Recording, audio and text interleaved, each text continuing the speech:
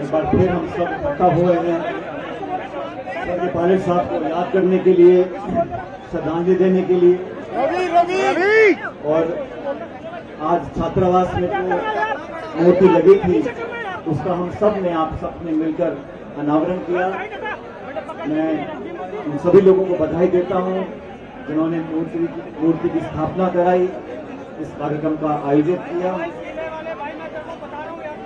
प्रदेश सरकार ने आदरणीय हेमराम जी, स्पीकर साहब आदरणीय दीपेंद्र सिंह जी,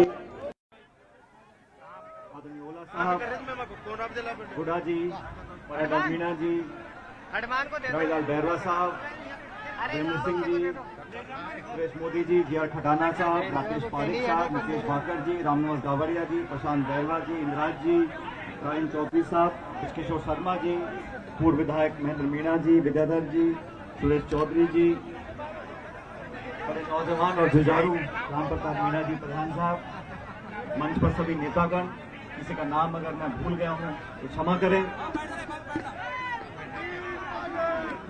आज से 23 साल पहले स्वर्गीय पायलट साहब का इसी धरती में, इसी रोड पर जब एक्सीडेंट हुआ और हमारे बीच में वो नहीं रहे, श्रद्धांजलि सभा में मैं जब प्रार्थना सुन रहा था तो मेरे मन में बहुत से विचार आ रहे थे। वो दृश्य मुझे याद आ रहा था पहले का। मैं 22 साल का था और उनके जाने से जो एक कमी इस क्षेत्र को, हमको, परिवार को हुई, उसकी भरपाई शायद कभी नहीं हो सकती। लेकिन मुझे इस बात का संतोष है, इस बात का संतोष है कि इस क्षेत्र की जनता ने, आप सब लोगों ने मुझको, मेरे परिवार को कभी एहसास नहीं होने दिया कि स्वर्गीय पायलट साहब हमारे साथ नहीं है। 23 साल का समय बहुत लंबा समय होता है और इन 23 सालों में बहुत कुछ हम लोगों ने देखा, बहुत सारे अनुभव हमारे रहे। लेकिन एक बात जो मैंने 23 साल पहले खुद को कही थी, अपने आप को कही थी, उस बात पर मैं पहले भी अमल था और आज भी अमल हूं।